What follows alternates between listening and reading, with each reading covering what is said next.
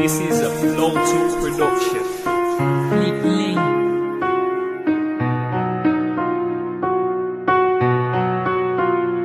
Lagi nilang bang ganito,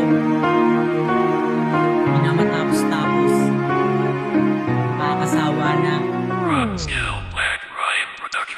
Tamang hinala, yan lang ang iniisip mo palagi. Dahilan na pag-aaway na lumalabas sa labi mo. Kung paano simulan ng ating pag-aawayan, maging sa CV man ay lagi tayong nagbabangayan. Di na matapos-tapos, lagi na lang ba na ganito? Kulang na lang ay sampalin mo, hampasin mo ng bato sa ulo ko. Dahil pinapairal mo, lagi ay galit. Pwede ka bang manahimik kahit na isang saglit? Na sa ganun tumigil ang away kahit sanali. Sinisisi mo palagi kahit na walang mali. Ako na yata ang pinakamasama para sa'yo. Kung maaari lang gusto ko nang tapusin ko, pero hindi ko magawang iwanan kita. Aaminin ko sa'yo, mahal, hindi ko kaya. At kahit na ganito palagi ang ating relasyon, maaayos din ito pagdating ng panahon. Tamang hinala ka na lang palagi kahit na ikaw ang may mali sa ating dalawa.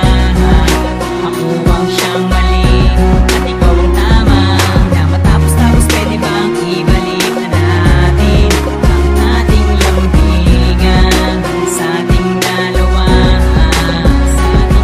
Oo na, ako na ang mali, ikaw ang tama. Magpapakumbaba sa'yo para hindi humaba ang pagtatalo na ito, kasi nakakasawang mabangayan, magmurahan ng mga salita. Nagmumula sa'yo na halos may kasamang galit. Ba't ganyan ka magmahal? Sobra kang maghigpit. Nasasakal na nga ako, hindi mo nakikita. Wala na bang katapusan ang pag-iinala? Tinatanong ko sa sarili kung ako'y mahal pa. Ilang agad na nag-reply, nagagalit ka na.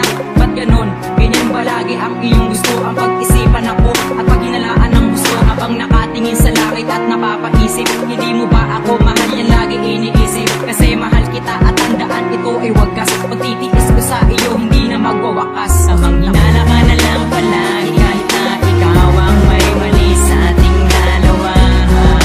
Ako ang siyang mali at ikaw ang tama.